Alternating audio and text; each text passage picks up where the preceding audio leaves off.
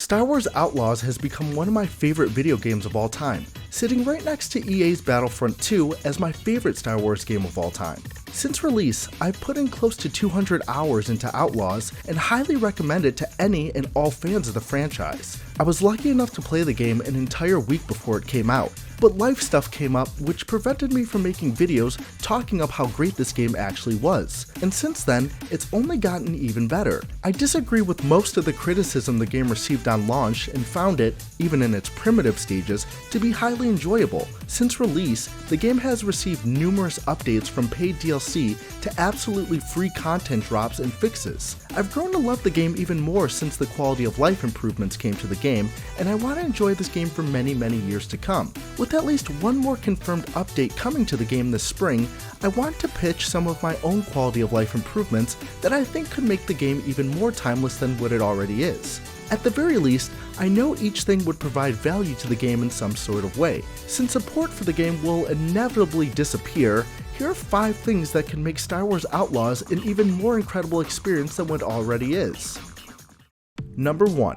Being able to return to planets and areas from the campaign, or replayable missions. The ability to go to previous planets and areas that are locked off after the campaign would make this game drastically better. Star Wars Outlaws is filled with incredible locations and areas that you get to experience while playing the game's story mode. Unfortunately, a lot of these areas become inaccessible after you complete the quest that initially allows you to access them. For example, the beginning and final heist of the game takes place on Canto Bight, a beautiful planet with a lot of potential that you never get to access after you complete its respective missions. There's also an Imperial station near Tashara that I think would be so awesome to be able to continuously explore and infiltrate as part of the game's contract missions. Also, there's the expansive interior of Jabba's palace, which is another huge environment that can only be experienced once, and that I know a lot of players would be drooling over the ability to access it over and over again.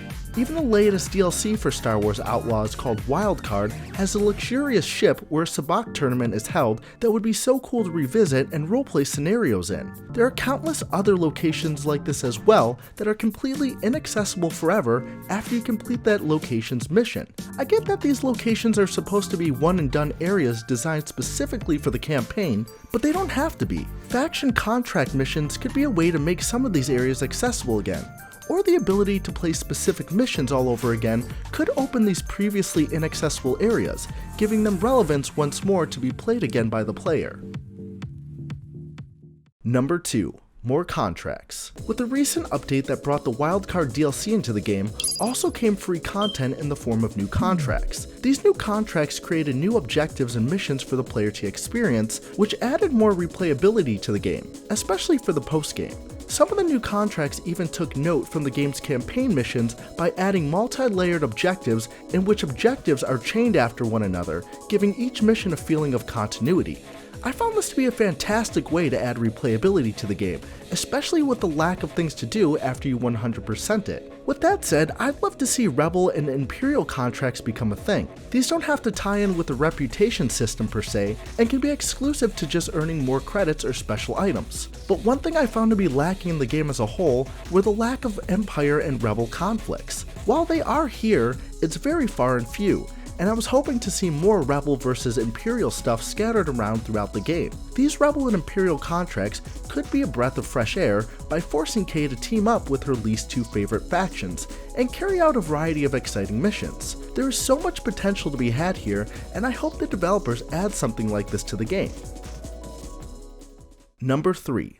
More in-game events. Star Wars Outlaws is littered with little in-game events that can pop up as you traverse the open world. Saving civilians from pirate attacks, teaming up with factions to raid pirate camps, pop-up speeder races and space battles are the majority of things that you encounter randomly as you play the game. They're short and sweet little side missions you can choose to participate in for a little reward, or 0 consequence if you ignore them.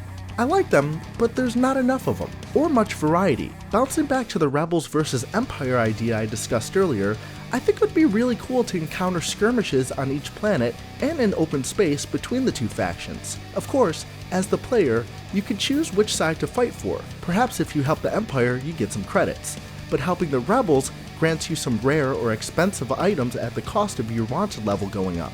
I also think this would help scratch that Rebel versus Empire itch I know a lot of players were feeling while playing the main game. Even if the in-game events aren't exactly that, I do believe there is still potential and value in adding more randomly generated in-game events. For example, maybe a chase sequence on your speeder or ship to retrieve a stolen item, or a multi-staged event that has you carry out a chain of objectives for a high-priced reward. These events are so close to making the game feel more lively and lived in, but they seem to be far and few. By adding more of them in a variety, I think it could fill the dead space that can sometimes be felt while exploring the vast landscapes in open air. Number 4.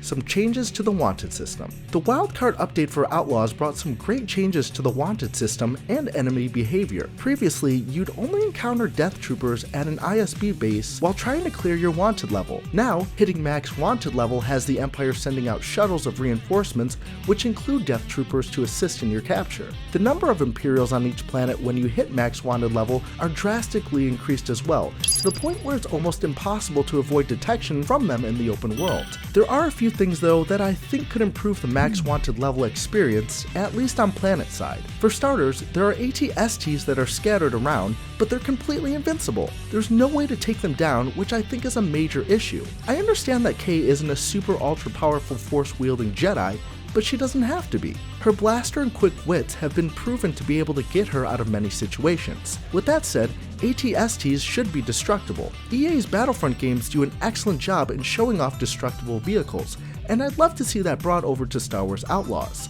I mean, how cool would it be if you also had to take down an AT-ST at an ISB base on top of death troopers? It would make the whole scenario feel all the more awesome and challenging. Not to mention Kay's blaster pistol already has special mods that seem like they should totally already be damaging Imperial vehicles, like the ion shot that's literally designed for taking down machines, and the power module that has a huge kickback by upgrading it to the highest level. Not to mention the grenade launchers and automatic weapons with high rates of fire should also be doing damage to the AT-STs as well. If Battlefront can do it, so can Outlaws. Also, do you guys remember this? Hang on! Yeah, what happened to that? I think everyone who saw that trailer thought it would be part of the Wanted system experience, or at the very least, part of a mission in the game's campaign.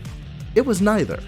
When you're at max Wanted level, TIE fighters and TIE interceptors will occasionally scan the skies above you, but they're only visual, as you can't interact with them in any way. Let's change that.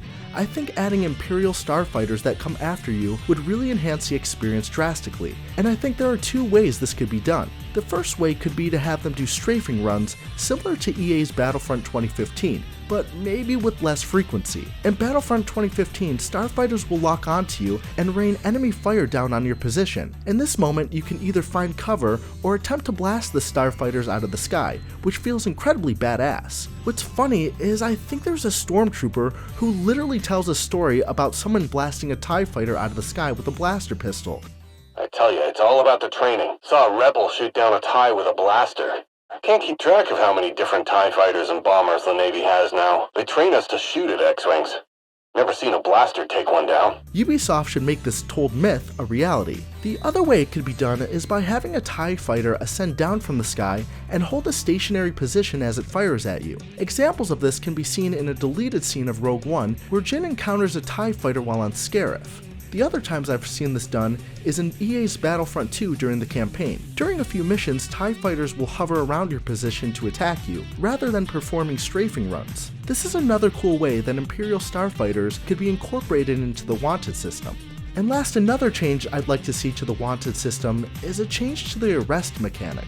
As the player, if you enter a town or area where blasters are unable to be withdrawn, encountering an Imperial will activate arrest mode, where if they spot you, a meter fills up and Kay will immediately give up by kneeling on the ground. I think this should result in either a chase or the ability to go guns blazing. As it stands, the arrest meter fills up so fast that you can't do a thing once you're spotted, no matter how far or fast you try to run. It'd be cool to have a firefight throughout the cities and towns scattered throughout the game, or have an epic chase sequence. Either way, the arrest mechanic is one of my least favorite mechanics in the game, and some change to it would be great.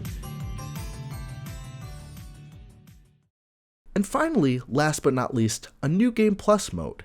I've never been interested in replaying super long story based games until I played Star Wars Outlaws. Star Wars Outlaws takes you through some of the coolest shit I've ever seen in a Star Wars video game. It's been long enough for me to want to experience the game's story and characters all over again, and it hasn't even been out for a year yet. I'm no expert on new game plus modes, but the idea of having everything unlocked and the enemies and missions being a bit harder has been tickling my nuts. I love playing Star Wars Outlaws even after beating everything and having nothing else to do, so replaying it with purpose again in a new game plus type mode has had me intrigued. I'm not exactly sure what new game plus options the game could contain, but just to be able to replay the game with new perks is more than enough to want me to play it again. But yeah, those have been some pieces of content and changes I'd love to see in Star Wars Outlaws that I strongly believe would provide value and high replayability. I know the game got a lot of backlash upon release, but I think it's all BS because Star Wars Outlaws has been nothing short of incredible. But let me know what you guys think. Do you agree with any of the changes and stuff I mentioned in my list? What would you add or change to make Outlaws the perfect Star Wars experience? Let me know down in the comments below, and be sure to subscribe and like this video so I know it's something you're interested here on the channel. I hope you're all doing well and living your best lives out there. Thank you for your continued support, and until then, I'll see you in the next one. Peace out.